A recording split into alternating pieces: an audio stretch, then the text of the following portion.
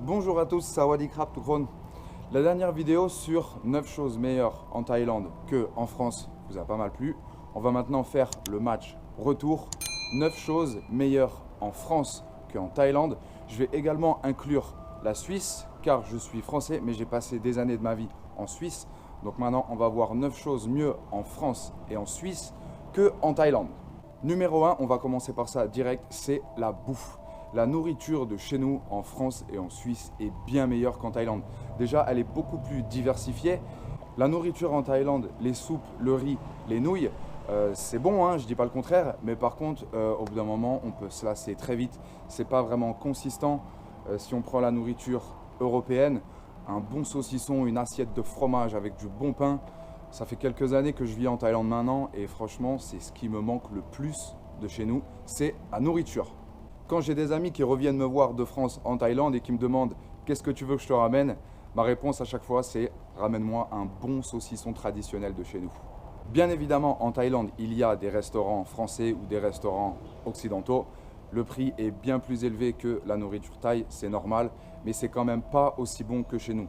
Le pain, par exemple, en Thaïlande ne vaut pas du tout un bon pain français ou un croissant en Thaïlande ne vaut pas du tout un bon croissant français. Numéro 2, je vais parler des saisons et de la météo. Donc en Thaïlande, il n'y a que 3 saisons, la saison chaude, la saison froide et la saison des pluies. En France, donc on a 4 saisons qui sont quand même beaucoup plus variées. En Thaïlande, il fait chaud toute l'année, c'est quand même agréable. Mais franchement, l'hiver et le froid, ça manque un peu quand même. En France, on a un hiver qui est plutôt agréable, frais. En Suisse, l'hiver est très froid, il neige tout le temps. Et franchement, quand on se lève le matin, qu'on va dehors ou qu'on ouvre la fenêtre et que l'air froid rentre dans la maison, c'est très agréable. Tandis qu'en Thaïlande, il fait chaud toute l'année et des fois un petit peu d'air frais, une petite saison d'hiver, franchement, ça ferait pas de mal. Bien évidemment, si on part un peu dans les montagnes en Thaïlande, il y a quelques endroits où il fait frais, mais c'est pas aussi froid qu'en Europe. Ensuite, numéro 3, c'est l'état des routes et des trottoirs. Donc en France, c'est plus ou moins nickel. En Suisse aussi d'ailleurs, dès qu'il y a un trou dans la route, c'est de suite réparé, les trottoirs sont nickel. En Thaïlande, faut voir l'état des routes, je vous mettrai quelques images maintenant. Les trottoirs, des fois c'est complètement défoncé, quand vous marchez dessus, vous pouvez vous faire une cheville à chaque fois.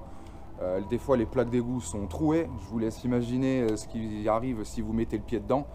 Le système des routes et des rues en France et en Suisse est beaucoup plus propre et beaucoup mieux entretenu qu'en Thaïlande.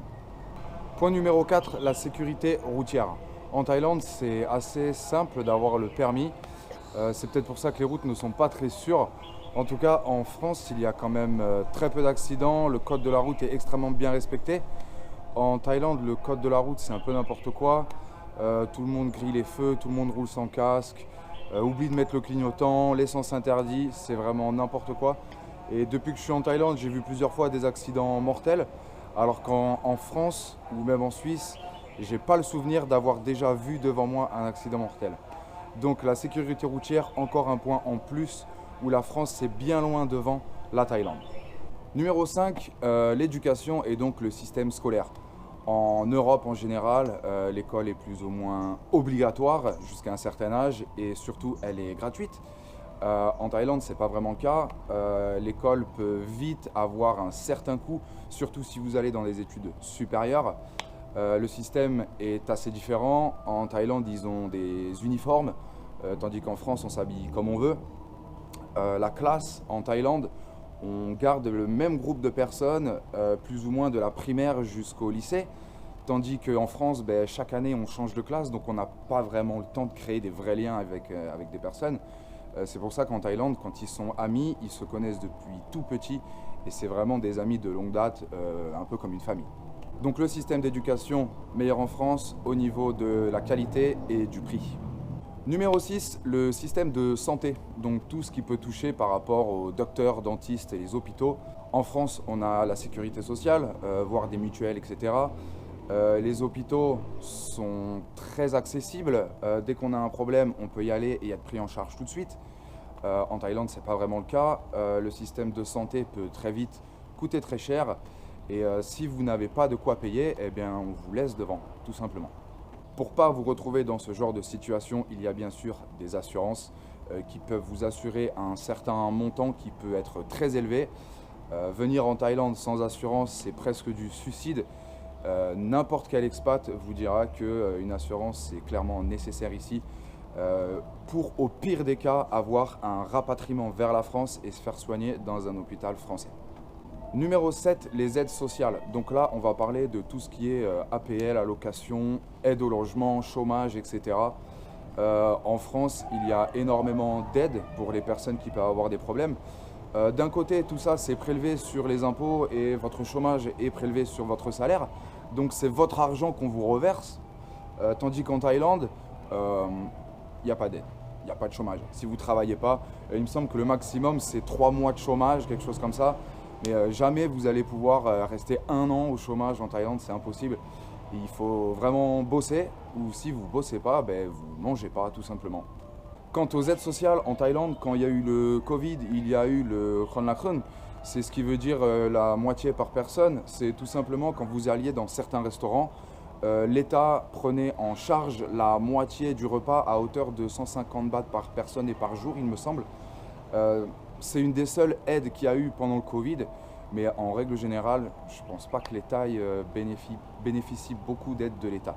Tandis qu'en France, pratiquement tout le monde peut y avoir accès, que ce soit pour le logement ou pour les allocations familiales. Dès qu'on a un enfant, on peut demander des aides.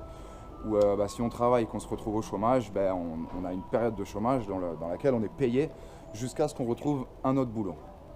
Donc sur le système des aides sociales, oui, la France et la Suisse sont bien loin devant la Thaïlande. Numéro 8, les inondations. Donc là, ça tombe bien, il a bien plu aujourd'hui, donc je vais pouvoir aller vous faire de très belles images des rues inondées. En France, en Suisse, en Europe en général, le système des évacuations des eaux de pluie est quand même extrêmement bien fait. Il y a des plaques d'égout de partout, des rivières, des canaux, enfin dès qu'il y a une grosse pluie, il y aura très peu d'inondations en France. En Thaïlande, le système d'évacuation des eaux est vraiment mal fait, voire presque inexistant apparemment, parce que tous les ans il y a des pluies et tous les ans il y a des inondations et ça recommence. Et en fait, vu que c'est la mousson, il pleut énormément beaucoup en très peu de temps et donc les eaux ont du mal à s'évacuer. Là, je vais vous montrer après la rivière Ping de Chiang Mai est vraiment à 2 doigts de déborder avec ce qu'il a plu. Donc pour les inondations, encore une fois, l'Europe est bien loin devant sur le système des évacuations des eaux de pluie. Et point numéro 9, je dirais l'électricité. Le système électrique en Thaïlande n'est pas vraiment évolué. Vous pouvez voir dans la rue les câbles accrochés au poteau vraiment n'importe comment. Et du coup, quand il pleut ou quand il y a des petits accidents, il arrive qu'il y ait des coupures d'électricité dans des quartiers entiers. Donc ça ne dure pas longtemps. En général, c'est réglé très vite. Mais par exemple, en France, ça fait bien longtemps qu'on n'a plus de coupures d'électricité, où c'est vraiment extrêmement rare. Donc pour ma part, le dernier point négatif sur la Thaïlande par rapport à la France, c'est le système électrique. On arrive à la fin de cette vidéo sur les 9 points pour ma part où la France et la Suisse sont mieux par rapport à la Thaïlande. Si vous n'êtes pas d'accord avec moi ou si vous avez quelque chose à rajouter, n'hésitez pas à m'en parler directement dans les commentaires. Pour ceux qui veulent apprendre à parler le thaï, je vous ai mis le lien vers le catalogue de cours en vidéo dans la description. Vous pouvez également me suivre sur Instagram où tous les jours je poste un nouveau mot du jour en images, en écriture thaï et en phonétique. Si vous avez des questions, n'hésitez pas et on se retrouve dans une prochaine vidéo. Sawadee krap!